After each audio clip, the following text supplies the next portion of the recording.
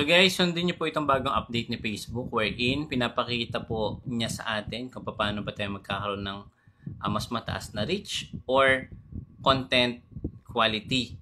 Ayan, meron po dito yung dalawa, overview and audience. So mapapansin nyo dito, may nag-message sa atin regarding dito ano ba yung mga tips, paano daw ba yung tamang pag-post, ano ba yung mga dapat i-add. Kapag clinic nyo po yung inyong professional dashboard, so katulad nito, ito guys, katulad nito, so kailangan nyo lang click nyo yung more insight, then mapupunta kayo dito. Meron pong dalawa yan, merong overview and audience. Napaka-importante din ng audience. So pakita ko muna sa inyo dito yung 8 best practices na pwede nyo sundin, pwede nyo i-follow. Click nyo yung see all.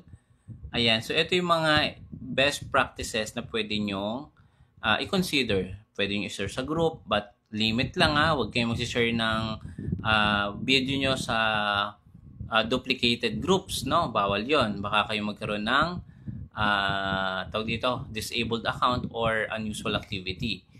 Pwede nyo lagyan ng hashtag, pwede kayo guys maglagay ng duration up to 15 to 90. So suggested guys 15 seconds. Wag po sanang bababa ng 10 seconds. Pero pwede naman yon. Consider pa rin a short video kahit mababa sa 15 seconds.